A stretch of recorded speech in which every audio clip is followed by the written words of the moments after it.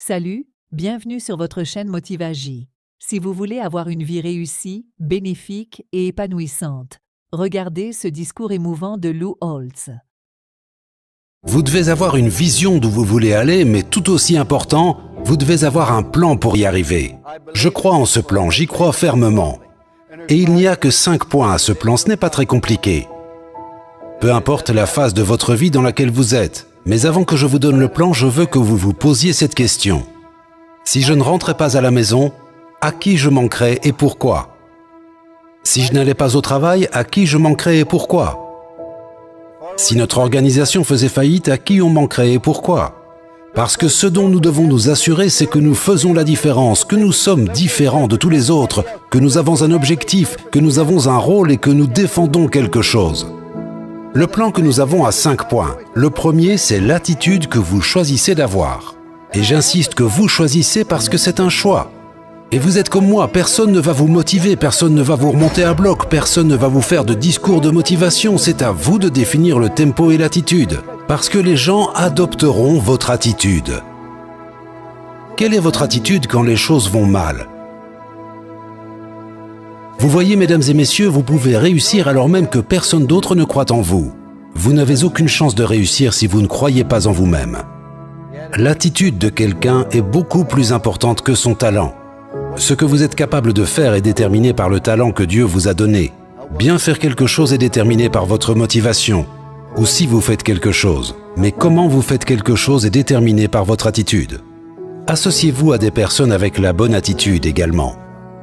Le deuxième point, c'est que vous devez avoir une passion pour la victoire.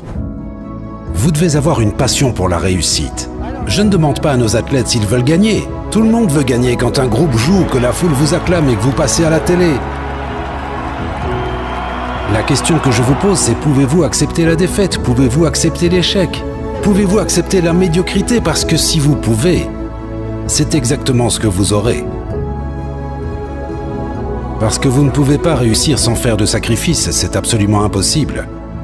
Vous voyez, mesdames et messieurs, si vous me montrez un parent accompli, un époux accompli, je sais les sacrifices que ces personnes ont dû faire pour gagner parce que vous ne pouvez pas réussir sans faire de sacrifices.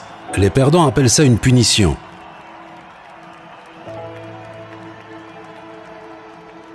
Donc première chose, vous allez faire des sacrifices. Deuxième chose, si vous avez une passion pour la victoire, vous allez vous débarrasser de toutes les excuses tant qu'il est encore temps. Très souvent, quand on a un problème ou une difficulté, on arrête de se concentrer sur les atouts et les talents et les capacités et les opportunités et on commence à regarder les problèmes et les difficultés. Je pourrais parler des heures sur la passion pour la victoire. Ça m'amène au point numéro 3.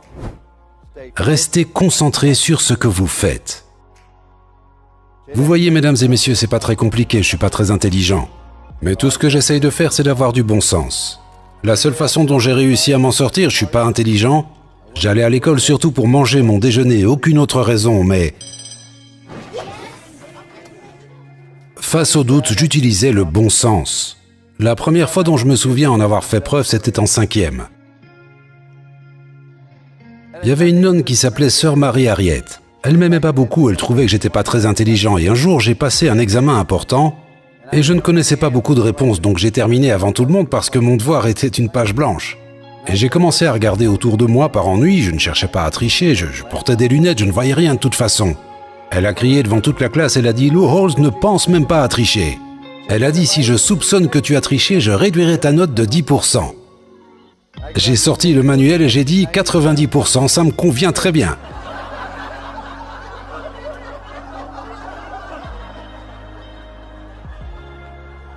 Mais faisons preuve de bon sens. Tout ce que vous faites, c'est que vous trouvez des réponses aux problèmes que les gens ont et montrez comment vous pouvez les aider à les résoudre mieux que quiconque. Et acceptez-le.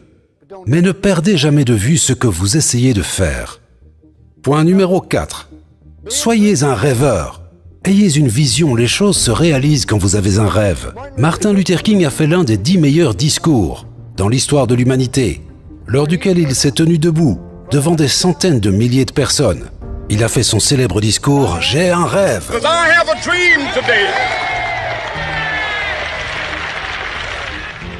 Ça a motivé les gens, ça a inspiré les gens à améliorer le pays. Un homme avait un rêve. Il avait un rêve et il en a parlé. J'ai un rêve. Et avec tout le respect que je dois à Martin Luther King, laissez-moi vous poser une question. Pensez-vous que son discours aurait eu le même effet si Martin Luther King s'était présenté pour dire « Il y a un plan stratégique que je veux vous montrer ». J'étais père au foyer. J'étais père au foyer et je me sentais découragé et ma femme m'a acheté un livre. Et les seules choses qui changeront qui vous êtes maintenant par rapport à qui vous serez dans 5 ans sont les livres que vous lisez, les gens que vous rencontrez et les rêves que vous avez. Donc les enfants faisaient une sieste et je l'ai juste feuilleté et ils parlaient du fait d'avoir des objectifs. Et ils suggéraient de prendre un bout de papier et de faire 5 colonnes, ce que j'ai fait. La première colonne, c'était les choses que je voulais faire en tant que mari et que père. La deuxième colonne, c'était les choses que je voulais faire pour ma foi. La troisième colonne, c'était ce que je voulais accomplir financièrement. La quatrième colonne, c'était ce que je voulais accomplir professionnellement. Je voulais devenir coach, gagner le championnat national, etc. La cinquième colonne, ce que je voulais faire par plaisir. Qu'est-ce que j'ai envie de faire? La première chose que j'ai écrite, c'était « Je veux sauter d'un avion ». Et je veux aller dans un sous-marin. Je voulais être dans le Tonight Show avec Johnny Carson.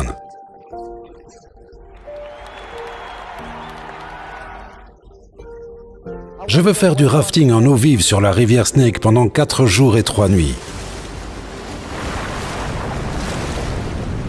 Je veux apprendre à faire de la magie. Je veux faire un ace au golf.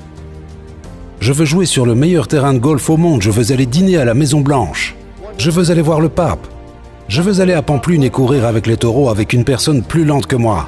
Vous savez?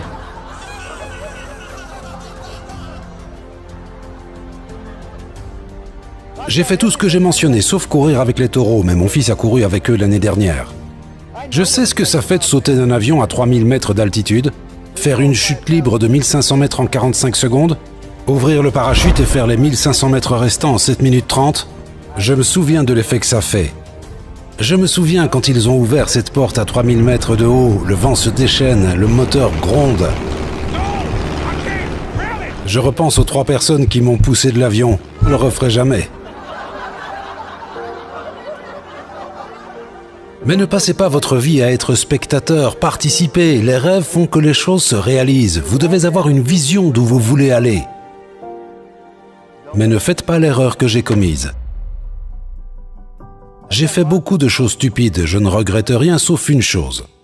Une fois à l'université Notre-Dame, on a intégré le programme au plus bas. Miami battu 58-6 dans le dernier match précédant l'année de mon arrivée. On est arrivé à l'université de Notre-Dame et on a amené le programme au top. Pendant 9 années d'affilée, on est allé aux Bowls du 1er janvier et ensuite on gagnait tout. Personne ne l'a fait avant nous et personne ne l'a fait depuis. On l'a amené au top et on l'a gardé au top. On l'a maintenu. Et c'est la chose que je regrette réellement dans ma vie, c'est qu'on l'ait maintenu au top. La règle dans la vie, c'est que soit tu grandis, soit tu meurs. Les arbres, soit ils grandissent, soit ils meurent, pareil pour l'herbe, pareil pour le business, pareil pour le mariage, et pareil pour une personne. Vous arrivez jusque-là et vous vous dites « c'est plutôt bien, ne prenons pas de risques ». Ne tentons pas notre chance, sacrifions-la, ne créons pas de problème. Ne créons plus de déception, n'ayons plus de chagrin. Restons à ce niveau. Et chaque fois que vous essayez de maintenir quelque chose, mesdames et messieurs, vous mourrez. Vous n'êtes plus le chasseur, vous devenez la proie. Ce qu'on aurait dû faire, c'est définir des buts et des standards que personne ne croyait possibles. Mais chaque fois que vous essayez de maintenir, vous n'avez aucune raison de célébrer, vous n'avez aucune raison de vous enthousiasmer. Et quand vous essayez de maintenir, vous n'aspirez jamais à rien. Et c'est absolument désastreux, c'est pourquoi les rêves sont si importants. Mais je vais passer au point numéro 5.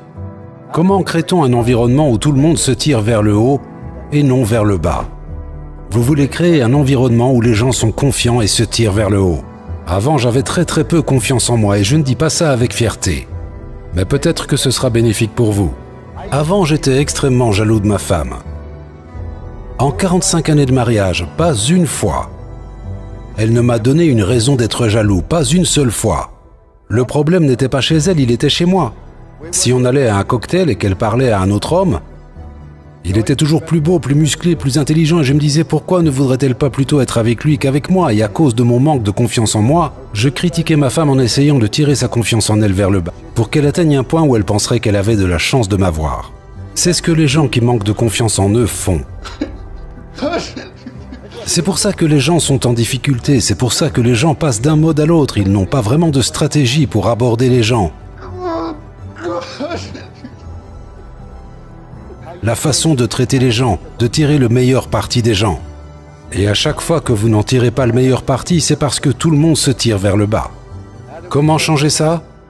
3 règles. J'ai seulement 3 règles. Pour mes enfants, 3 règles pour moi-même, 3 règles pour notre équipe de football. 3 règles et elles sont simples. Règle numéro 1, ce que j'appelle « faites ce qui est juste ». Je peux vous dire ce qui est juste d'après moi. Je pense qu'il est juste d'être honnête, juste d'être à l'heure, juste d'être loyal. Je pense qu'il est mal de faire preuve de racisme, de sexisme, de violence conjugale. Je pense qu'il est mal de se sentir coupable. Il n'y a aucun individu dans cette pièce, moi y compris, qui n'a pas fait quelque chose de stupide qu'il aurait préféré ne pas faire, mais vous ne pouvez pas passer votre vie à vous dire que vous avez commis une grave erreur. Tout ce que vous pouvez faire, c'est vous excuser, réparer votre tort et aller de l'avant. Ne vous attardez pas sur les erreurs. Le bonheur n'est rien d'autre que le fait d'avoir une mauvaise mémoire. Si vous ne vous souvenez pas de ce qui s'est passé hier, vous vous sentez bien aujourd'hui. Et aussi, je pense qu'il est mauvais d'être rancunier. On a tous subi des injustices. Vous ne pouvez pas vivre votre vie avec de la rancune pour un événement passé. Vous savez, parce que quand vous avez de la rancune, vous êtes négatif. Faites ce qui est juste. Deuxième règle, faites tout ce que vous faites en donnant le meilleur de vous-même. J'avais un critère, une règle. Je voulais que vous donniez le meilleur de vous-même dans une classe ou sur un terrain de football, point final. Je veux juste que vous donniez le meilleur de vous-même. Quelle est la différence entre les athlètes d'aujourd'hui et quand j'ai commencé à coacher? La même différence que je vois dans la société. Aujourd'hui, tout le monde veut parler de ses droits et de ses privilèges. Quand j'ai commencé à coacher, les gens parlaient de leurs obligations et de leurs responsabilités. Je fais partie de l'ancienne école qui croit que quand tu te maries, tu mets un enfant au monde, tu vas travailler pour quelqu'un, tu intègres une organisation, tu as des obligations et des responsabilités. Règle numéro 3. J'attends que vous montriez aux gens qu'ils comptent. Soyez sincères avec eux et montrez-leur qu'ils sont importants. Vous êtes plus intelligent que moi. Vous trouvez 1 million de façons différentes de montrer aux gens qu'ils sont importants pour vous et ça n'a pas besoin de vous coûter cher. Pourquoi ces 3 règles sont-elles importantes? Si vous faites ce qui est juste, les gens peuvent vous faire confiance. Si vous faites de votre mieux, ils savent que vous visez l'excellence. Et si vous montrez aux gens qu'ils comptent pour vous, c'est tout ce qu'ils demandent. Pas très compliqué, mais ceci était notre plan, mesdames et messieurs, c'est 5 choses. À chaque fois que j'ai suivi ce plan, on a réussi brillamment. Il est arrivé que je dévie du plan et quand je l'ai fait, ça nous a coûté cher.